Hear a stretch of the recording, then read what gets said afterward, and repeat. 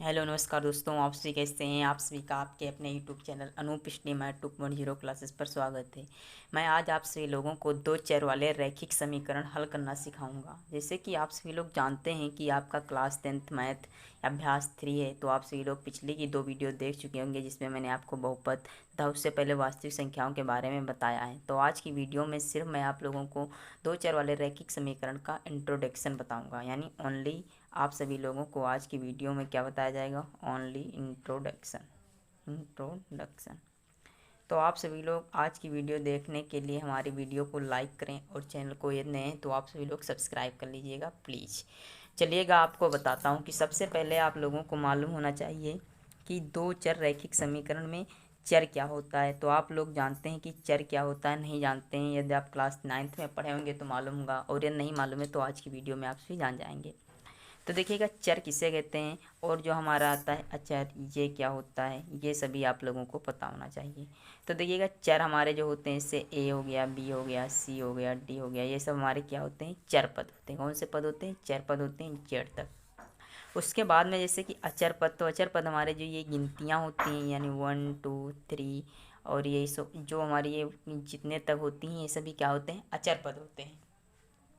तो देखिए आप लोगों को ये समझना है कि चर पद क्या होते हैं, अचर पद क्या होते हैं। यदि अब आप सभी लोग ये जान गए तो आप लोगों को दो चर वाले रैखिक समीकरण भी पता चल जाएगा। चलिए आप लोगों को एग्जाम्पल के माध्यम से बता रहा हूँ। जैसे कि समझ लीजिएगा, मान लीजिए मैंने लिखा कि x plus Y equal to 4। क्या लिखा मैंने? x+y = 4। तो ये क्या है? ये देखिए, ये हमारा क्या है, समीकरण लग रहा है हमें। क्या लग रहा है? ये समीकरण। देखिएगा अब आप लोगों को पता होना चाहिए कि दो चर रैखिक समीकरण क्या होता है। तो देखिए, तो ऐसी अज्ञात राशियाँ किसी एक समीकरण को हल किया जाए तो उसके अनेक हल प्राप्त हों, अर्थात अज्ञात राशियों के मानों के कई एक जोड़े प्राप्त हों जो उस समीकरण को संतुष्ट करते हों, उससे ही हम क्या कहते हैं, दो चर रैखिक समीकरण कहा जाता है। तो आप समझेंगे कि ये संतुष्ट कैसे करेंगे इन सभी समीकरणों को। तो आइए आज की वीडियो में आप लोगों को बताता हूँ। जैसे कि मैंने कहा कि ये एक समीकरण ले रहा हूँ। जैसे कि मैंने एक समीकरण लिया कि x+y = 4, और दूसरा ये समीकरण हमारा एक रहा, और दूसरा समीकरण मैंने लिया कौन सा ले लिया जाए, जिससे मान लीजिए हम चलिए देखिए x+y = 2। ये हमारे रहे समीकरण नंबर 2 हो गए। तो इन्हें कैसे हल किया जाता है तो देखिएगा आज की वीडियो में आप लोगों को बताऊंगा, और बहुत ही सरल तरीके से बताऊंगा। आप लोग ये बेसिक ये पढ़ लेंगे तो आप लोगों को अभ्यास में कोई भी दिक्कत नहीं होगी। तो देखिएगा यहाँ पर दो पद दिए हुए हैं, बट हमें एक पद का मान निकालना होता है। तो सबसे पहले हम लिखेंगे समीकरण एक के लिए। क्या लिखेंगे? समीकरण एक के लिए। देखिएगा ये लिखने के बाद में आप लोग लिखिएगा यहाँ से x+y = क्या होता है, 4 होता है। कितना होता है? x+y = 4। अब देखिए आप यहाँ से x का मान ज्ञात कर लीजिए या y का मान ज्ञात कीजिए लीजिए। तो मैं यहाँ से x बराबर निकालूंगा तो 4 माइनस का y हो जाएगा। क्या हो जाएगा? 4 माइनस का y हो जाएगा। तो यहाँ से आप ये चाहें तो x की वैल्यूज निकाल सकते हैं। तो देखिएगा मैं आप लोगों को निकाल कर बताता हूँ। देखिएगा अक्सर आप 3 पद तक ही वैल्यू रखिएगा, अपने आप से इनपुट की जाती हैं। ज़्यादातर 2 पद तक, 3 पदों तक बाकी आप निकालना चाहें तो उससे कोई भी आपको अंतर नहीं आएगा। चलिए आप लोग देखिएगा ये मेरा समीकरण है। अब देखिए मैं यहाँ पर यदि y बराबर 0 रखूँ, y बराबर 0 रख के मतलब y बराबर 0 माना, यहाँ पर लिख लीजिएगा, माना y बराबर 0 रखने पर तो क्या आएगा, ये देखिएगा अभी रिजल्ट पता चल रहा। तो देखिए x बराबर मैंने लिखा 4 माइनस वाई की जगह पर लिख रहा हूँ 0। तो देखिए जब मैंने x यानी y की जगह 0 रखा तो हमें x का मान कितना प्राप्त हुआ, 4 प्राप्त हुआ। कितना प्राप्त हुआ? 4। तो देखिएगा ये जो हमें बहुपद प्राप्त हुआ, क्या प्राप्त हुआ, 4,0। कितना प्राप्त हुआ?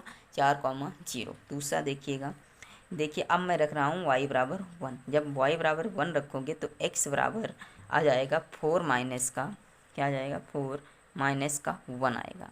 तो देखिएगा यदि आप यहाँ से x का मान ज्ञात करेंगे कितना प्राप्त होगा, 3 प्राप्त हो रहा है। तो यहाँ पास आपका 3,1 इसके निर्देशांक हैं। देखिएगा तो आप एक बार फिर से रख लीजिएगा y बराबर 2। तो जब आप y बराबर 2 रखेंगे तो 4 माइनस का 2, तो यहाँ से x का मान हमें जो प्राप्त होगा वो 2, कितना प्राप्त होगा, 2। तो ये हमारे जो हैं क्या है, निर्देशांक हैं।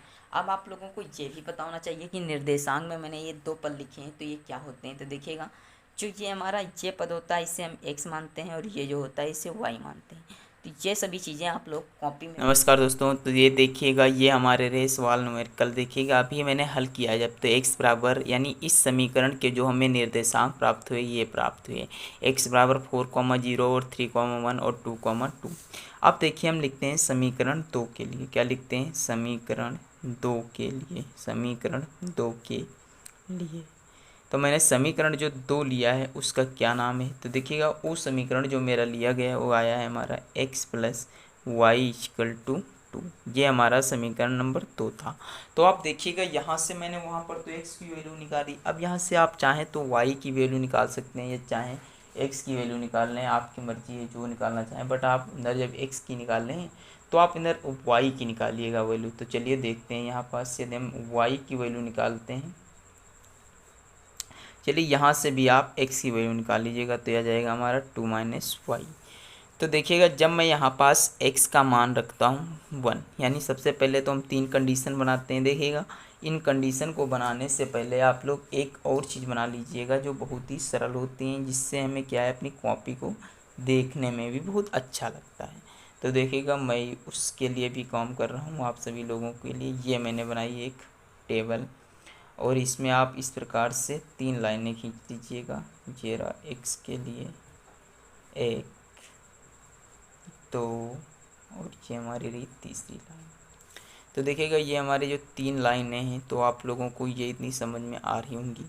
आप देखिएगा, मैंने यहाँ बीच में भी एक लाइन खींच ली जिससे हम इसे 2 पार्टों में डिवाइड कर सकेंगे। तो ये रहा हमारा x और ये रहा y। देखिएगा, आप यदि यहाँ पास x की वैल्यू मान लीजिए, सबसे पहले हम यहाँ पर निकाल के दिखाते हैं। यदि हम x बराबर 0 y बराबर 0 रख रहे हैं, क्या y बराबर यदि हम 0 रखेंगे तो यहाँ से हमें जो वैल्यू प्राप्त होगी x की, तो देखिएगा 2 - का 0, तो हमें x बराबर कितना प्राप्त हुआ? 2 प्राप्त हुआ। तो देखिए, जब हम यहाँ पास y बराबर 0 रखते हैं तो x की वैल्यू कितनी प्राप्त होगी? 2। जब हम यहाँ 1 रखेंगे तो y की वैल्यू कितनी प्राप्त होगी? देखिएगा 2 - का 1, तो x बराबर कितना प्राप्त होगा? 1। तो हमें कितना प्राप्त हो रहा है? 1। अब देखिएगा, जब हम यहाँ पास y बराबर 2 रखेंगे तो हमें यहाँ क्या प्राप्त होगा? तो यहाँ पास प्राप्त होगा 0।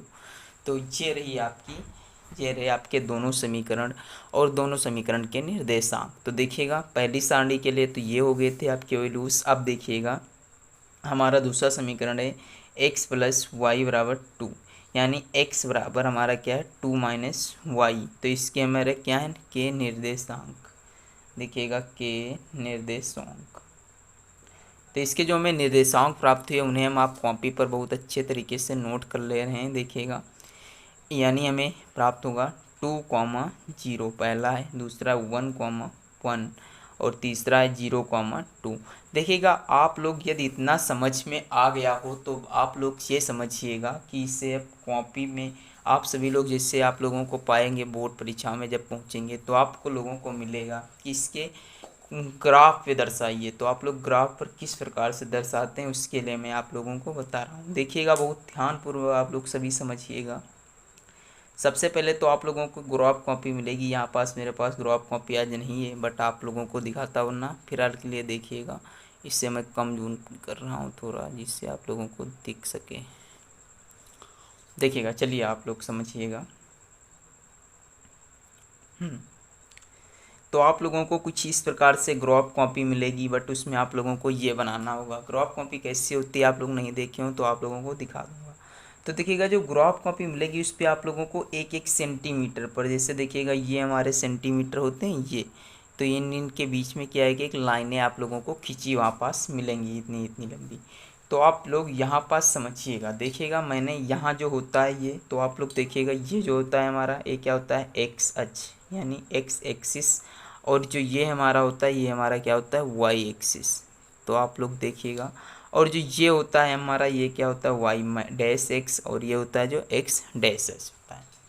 तो देखिएगा, इसमें जो होती हैं इधर जितनी संख्याएं लिखी जाती हैं पॉजिटिव होती हैं, इधर जितनी होती हैं किससे होती हैं? निगेटिव होती हैं। तो यहाँ पर लिख लीजिएगा आप लोग। देखिएगा, यहाँ पास अधिकतम संख्या हमारी कितनी प्राप्त हो रही है? तो यहाँ पास अधिकतम संख्या हमारी बस 4 है। तो इसके लिए आप लोग बहुत सरल बना लीजिएगा ग्राफ, ये 1-1 सेंटीमीटर पर खींच लीजिएगा। बाकी आप लोग जब बोर्ड परीक्षा में जाएंगे तो आप लोगों को ये मिलेंगी कॉपियाँ, ऐसी कोई बात नहीं है, बट मैं यहाँ पास समझा रहा हूँ आप लोगों को ये कैसे लगाएंगे।